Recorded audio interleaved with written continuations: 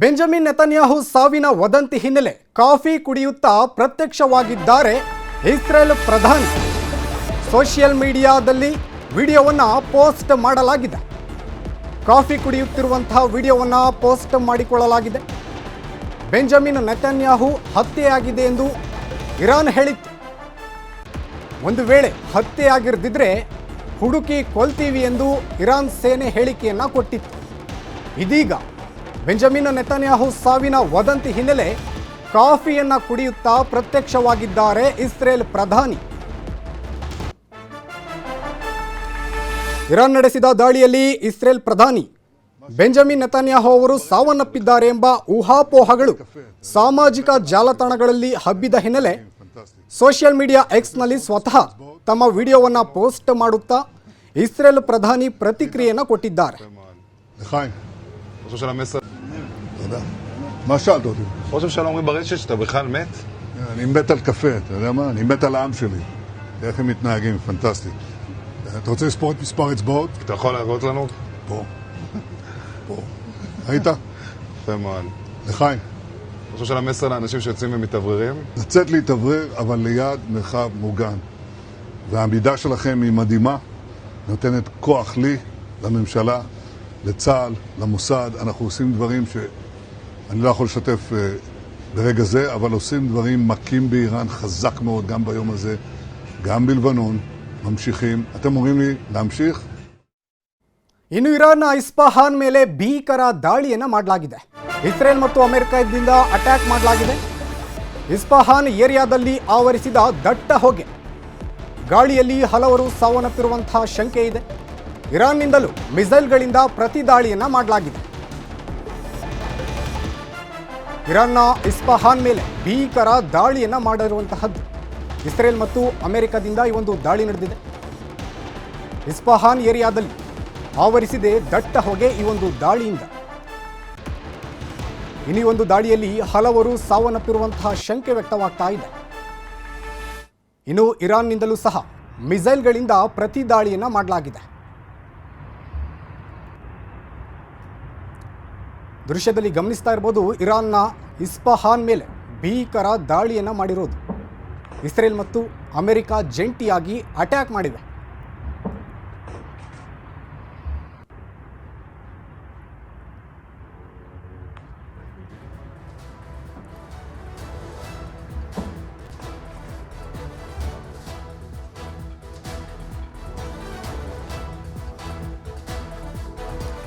ಈ ಬಗ್ಗೆ ಡೀಟೇಲ್ಸ್ ನೀಡ್ತಾ ಹೋಗ್ತಾರೆ ನಮ್ಮ ವೆಬ್ ಎಡಿಟರ್ ಆಗಿರುವಂತಹ ರಾಘವೇಂದ್ರ ಗುಡಿ ಫೋನ್ ಸಂಪರ್ಕದಲ್ಲಿ ಜಾಯ್ನ್ ಆಗಿದ್ದಾರೆ. ರಾಘವೇಂದ್ರ ಗುಡಿ, ದಿನೇ ದಿನೇ ಒಂದು ಯುದ್ಧ ಭೀಕರತೆಯನ್ನು ಪಡೆದುಕೊಳ್ತಾ ಇದೆ.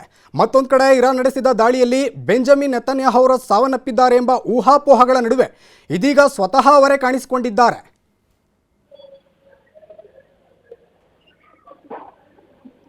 ಸುದೀಪ್, ಪ್ರಮುಖವಾಗಿ ನಾವು ಗಮನಿಸ್ತಾ ಇದ್ದೀವಿ, ಈ ಆಪರೇಷನ್ ಸಿಂಧೂರ ಸಂದರ್ಭದಲ್ಲೂ ಕೂಡ ಗಮನಿಸ್ತಾ ಇದ್ವಿ. ಇವತ್ತಿನ 21st ಸೆಂಚುರಿ ಯುದ್ಧದ ಪ್ರಕ್ರಿಯೆಗಳಿದ್ದಾವೆ. ಅದರಲ್ಲಿ ಒಂದು ಕಡೆಯಿಂದ ಮದ್ದು ಗುಂಡುಗಳಲ್ಲಿ ನಡೆಯುವಂತಹ ದಾಳಿ ಎಷ್ಟು ಪ್ರಾಮುಖ್ಯತೆಯನ್ನ ಪಡೆದುಕೊಳ್ಳುತ್ತೋ ಅಷ್ಟೇ ಪ್ರಾಮುಖ್ಯತೆಯನ್ನ ಕೀಬೋರ್ಡ್ಗಳ ಮೂಲಕವಾಗಿ ನಡೆಸುವಂತ ಯುದ್ಧ ಕೂಡ ಪಡೆದುಕೊಳ್ಳುತ್ತೆ ಅಂತ ಹೇಳಿ ನಾವೆಲ್ಲರಿಗೂ ಗೊತ್ತಿರುವ ಹಾಗೆ ಆಪರೇಷನ್ ಸಿಂಧೂರ ಸಂದರ್ಭದಲ್ಲೂ ಕೂಡ ಪಾಕಿಸ್ತಾನದ ಮೇಲೆ ನಿಸ್ಸಂಶಯವಾಗಿ ಭಾರತ ಸಂಪೂರ್ಣವಾಗಿ ಗೆಲುವನ್ನ ಸಾಧಿಸಿದ್ರು ಕೂಡ ಅವರು ಕೀಬೋರ್ಡ್ ಅನ್ನ ಬಳಸಿಕೊಂಡು ತಮ್ಮದೇ ಆದ ರೀತಿಯಲ್ಲಿ ಇಡೀ ನ್ಯಾರೇಟಿವ್ ಅನ್ನ ಬದಲಾವಣೆಯನ್ನ ಮಾಡುವಂತ ಪ್ರಯತ್ನವನ್ನ ಮಾಡಿದ್ದು. ಅದನ್ನೇ ಬದಲಿಸಿಕೊಂಡು ಇಲ್ಲಿಯ ಸಾಕಷ್ಟು ವಿಪಕ್ಷಗಳು ಕೂಡ ಕೇಂದ್ರ ಸರ್ಕಾರವನ್ನ ಟಾರ್ಗೆಟ್ ಮಾಡೋದಲ್ಲ, ಇಡೀ ಭಾರತದ ಮರ್ಯಾದೆಯನ್ನ ಹರಾಜು ಹಾಕುವುದಕ್ಕೆ ಬೇಕಾದಂತ ವ್ಯವಸ್ಥೆಯನ್ನ ಮಾಡೋ ರೀತಿಯಲ್ಲಿ ಮಾತುಗಳನ್ನ ಕೂಡ ಆಡಿದ್ದು ನಾವು ಕೇಳಿ ಬಂದ್ವಿ. ಅದೇ ರೀತಿಯಾಗಿರ್ತಕ್ಕಂಥ ಘಟನೆಗಳು ಕಳೆದ ಕೆಲವು ದಿನಗಳಿಂದ ನಡೀತಾ ಇದೆ. ಒಂದು ಕಡೆಯಿಂದ ಖಮೇನಿಯ ಹತ್ಯೆಯನ್ನ ಇರಾನ್ ಮತ್ತು ಇಸ್ರೇಲ್ ಮತ್ತು ಅಮೆರಿಕದ ಸೇನಾಪಡೆಗಳು ಮಾಡಿದಂತ ಸಂದರ್ಭದಲ್ಲಿ, ಅಲ್ಲಿ ಮಿಸೈಲ್ ದಾಳಿನ ನಡೆಸಿ ಮಾಡಿದಂತ ಸಂದರ್ಭದಲ್ಲಿ ಒಂದು ಕಡೆಯಿಂದ ಇರಾನ್ ತನ್ನ ಜನರಿಗೂ ಕೂಡ ತನ್ನ ಒಂದು ಪ್ರಾಮುಖ್ಯತೆಯನ್ನ ಮತ್ತು ತಾನು ಎಷ್ಟು ಪವರ್ಫುಲ್ ಅನ್ನೋದನ್ನ ತೋರಿಸುವಂತ ಒಂದು ಪ್ರಯತ್ನವನ್ನ ಮಾಡ್ತಾನೆ ಬರ್ತಾ ಇತ್ತು. ಅದಕ್ಕೆ ಸರಿಯಾಗಿ ನಾವು ಕಳೆದ ಕೆಲ ದಿನಗಳಿಂದ ಗಮನಿಸ್ತಾ ಇದ್ವಿ. ಏನಂದ್ರೆ ನೆತಾನ್ಯಾಹು ಮನೆ ಮೇಲೆ ಇದು ಇರಾನ್ ಒಂದು ಮಿಸೈಲ್ ದಾಳಿಯನ್ನ ಮಾಡಿದೆ. ಆ ಮಿಸೈಲ್ ದಾಳಿಯಲ್ಲಿ ಬೆಂಜಮಿನ್ ನೆತಾನ್ಯಾಹು ಅವರು ಸಾವನ್ನಪ್ಪಿದ್ದಾರೆ ಅನ್ನುವಂತ ಮಾಹಿತಿಯನ್ನ ಕೊಡುವಂತ ಪ್ರಯತ್ನಗಳಾಯಿತು. ಅದಕ್ಕೆ ಸಂಬಂಧಪಟ್ಟ ಹಾಗೆ ಸಾಕಷ್ಟು ವಿಡಿಯೋಗಳನ್ನ ಕೂಡ ಬಿಡುಗಡೆ ಮಾಡಲಾಯಿತು. ಸಾಕಷ್ಟು AI ಜನರೇಟೆಡ್ ಆಗಿರ್ತಕ್ಕಂಥ ಫೋಟೋಗಳು ಕೂಡ ಸೋಷಿಯಲ್ ಮೀಡಿಯಾದಲ್ಲಿ ವೈರಲ್ ಆಗೋದಕ್ಕೆ ಶುರುವಾಗುತ್ತೆ. ಅದಾದ ಬಳಿಕ ನೆತಾನ್ಯಾಹು ಕೂಡ ಒಂದು ವಿಡಿಯೋ ಮುಂದೆ ಬಂದು ಮಾತನಾಡ್ತಾರೆ. ಅಷ್ಟಕ್ಕೂ ಕೂಡ ಈ ಒಂದು ಇರಾನ್ನ ಪ್ರಮುಖವಾಗಿ ಇರಾನ್ನಲ್ಲಿರ್ತಕ್ಕಂಥ ಮಾಹಿತಿ ತಂತ್ರಜ್ಞಾನವನ್ನ ಬಳಸಿಕೊಂಡು ಅಥವಾ ಇರಾನ್ನ ಈ ಒಂದು ಪಬ್ಲಿಕ್ ರಿಲೇಷನ್ಸ್ ಏನಿದೆ ಅಥವಾ ಅಲ್ಲಿಯ ಒಂದು ಮೀಡಿಯಾಗಳೇನಿದಾವೆ ಅವರು ಅದನ್ನು ಕೂಡ ಬಳಸಿಕೊಂಡು ನೋಡಿ ಅವರ ಬೆರಳಲ್ಲಿ ಕೇವಲ 5 ಬೆರಳುಗಳು ಕಾಣಿಸ್ತಾ ಇಲ್ಲ, ನಿಜನಲ್ಲಿ 6 ಬೆರಳುಗಳಿದ್ದಾವೆ. ಹೀಗಾಗಿ ಇದು AI ಜನರೇಟೆಡ್ ಆಗಿದೆ. ನಿಜಕ್ಕೂ ಕೂಡ ಇವತ್ತು ಹೆಡ್ಲೆಸ್ ಚಿಕನ್ ರೀತಿಯಾಗಿ ಇಸ್ರೇಲ್ ಆಗಿದೆ ಅಂತ ಬಿಂಬಿಸುವಂತ ಪ್ರಯತ್ನಗಳಾಗ್ತವೆ. ಅವೆಲ್ಲದಕ್ಕೂ ಕೂಡ ಉತ್ತರ ಕೊಡುವಂತ ನಿಟ್ಟಿನಲ್ಲಿ ಇವತ್ತು ಬೆಂಜಮಿನ್ ನೆತಾನ್ಯಾಹು ವಿಡಿಯೋದ ಮುಂದೆ ಕಾಣಿಸಿಕೊಳ್ತಾರೆ. ಜೊತೆಗೆ ಎಲ್ಲೋ ಒಂದು ಕಡೆ ಕಾಫಿಯನ್ನ ಕುಡಿಯೋದಕ್ಕೆ ಹೋಗ್ತಾರೆ. ನೋಡಿ, ನಾನು ಕಾಫಿಯನ್ನ ಕುಡಿಯೋದಕ್ಕೆ ಸಾಯ್ತಾ ಇದ್ದೇನೆ ಹೊರತು ಸತ್ತು ಹೋಗಿಲ್ಲ ಅನ್ನುವಂತ ಹೇಳಿಕೆಯನ್ನ ಕೂಡ ಇವತ್ತು ಬೆಂಜಮಿನ್ ನೆತಾನ್ಯಾಹು ಕೊಡ್ತಾರೆ. ಈ ಸಂದರ್ಭದಲ್ಲಿ ಏನಾಗುತ್ತೆ ನಾವು ಗಮನಿಸಬೇಕು, ತಮ್ಮ ಬೆರಳುಗಳನ್ನ ತೋರಿಸ್ತಾರೆ. 5 ಬೆರಳು ನೋಡಿ, ನನಗೆ 6 ಬೆರಳಿಲ್ಲ, 5 ಬೆರಳುಗಳಿದ್ದಾವೆ ಅಂತ ಹೇಳಿ.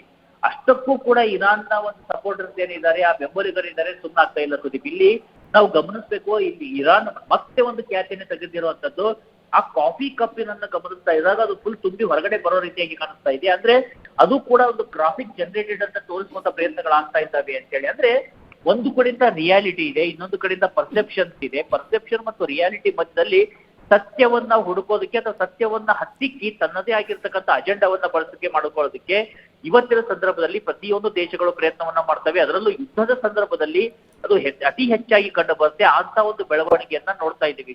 ಜೊತೆಗೆ ಇನ್ನೂ ಕೂಡ ಸಾಕಷ್ಟು ಬೆಳವಣಿಗೆಗಳು ನಡೀತಾ ಇದ್ದಾವೆ. ಒಂದು ಕಡೆಯಿಂದ ಅಮೆರಿಕ ಹೇಳ್ತಾ ಇರುವಂತದ್ದು ಏನಂದ್ರೆ, ಹರ್ಮುಜ್ ಜಲಸಂಧಿಯಲ್ಲಿ ನಮ್ಮ ಮರೈನ್ಸ್ ಗಳನ್ನ ಇಳಿಸ್ತೀವಿ, ಅಲ್ಲಿ ನಮ್ಮ ಒಂದು ಕಮಾಂಡೋಗಳು ಬಂದು ಇಳಿತಾರೆ, ಅದಾದ ಬಳಿಕ ನಾವು ನೇರವಾಗಿ ಯುದ್ಧವನ್ನ ಮಾಡ್ತೀವಿ, ನೇರವಾಗಿ ಇರಾನ್ ಮೇಲೆ ದಾಳಿಯನ್ನ ಮಾಡ್ತೀವಿ ಅನ್ನುವಂತ ಹೇಳಿಕೆಯನ್ನ ಇವತ್ತು ಅಮೆರಿಕ ಕೊಡ್ತಾ ಇದೆ. ಆದ್ರೆ ಈಗ ಇರಾನ್ ಕೂಡ ಒಂದು ರೀತಿಯ ಒಂದು ಥಾಟ್ ಪ್ರೊಸೆಸ್ ಅಲ್ಲಿ ಇದೆ, ಥಿಂಕಿಂಗ್ ಅಲ್ಲಿ ಇದೆ.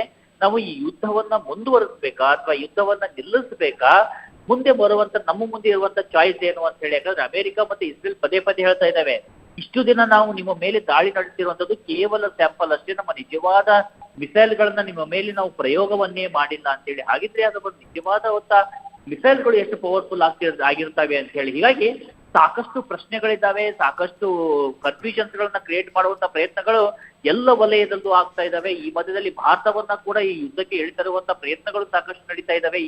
ಇವೆಲ್ಲದರ ನಡುವೆ ಕೂಡ ಭಾರತ ತನ್ನ ಗ್ಯಾಸ್ ಅನ್ನ ಪಡೆದುಕೊಳ್ತಾ ಇದೆ, ಪೆಟ್ರೋಲ್ ಅನ್ನ ಪಡೆದುಕೊಳ್ತಾ ಇದೆ.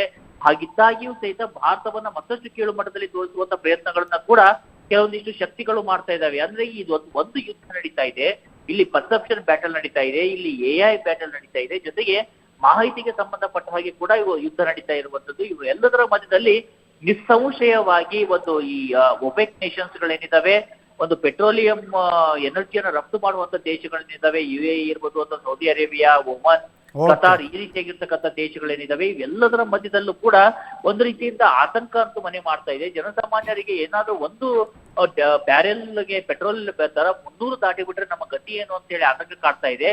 ಇವ್ ಯಾವುದಕ್ಕೂ ಕೂಡ ಪರಿವೇ ಇಲ್ಲದ ಹಾಗೆ ಅಮೆರಿಕ ಇರ್ಬೋದು, ಅದರಲ್ಲೂ ಡೊನಾಲ್ಡ್ ಟ್ರಂಪ್ ಇರ್ಬೋದು ಮತ್ತು ಇರಾನ್ನ ಸರ್ವಾಧಿಕಾರಿಗಳಿದ್ದಾರೆ, ಅವರೆಲ್ಲರೂ ಕೂಡ ಒಂದು ರೀತಿಯಿಂದ ತಮ್ಮ ಮೂಗಿನ ನೇರಕ್ಕೆ ನಡೆಯುವಂತ ಪ್ರಯತ್ನವನ್ನ ಮಾತ್ರ ಮಾಡ್ತಾ ಇದ್ದಾರೆ. ಇಡೀ ವಿಶ್ವದ ಒಂದು ಪರಿಸ್ಥಿತಿ ಏನಾಗುತ್ತೆ, ಭವಿಷ್ಯ ಏನಾಗುತ್ತೆ ಅನ್ನುವಂತ ಯೋಚನೆ ಯಾರು ಕಾಣಿಸ್ತಾ ಇದ್ದಾರೆ.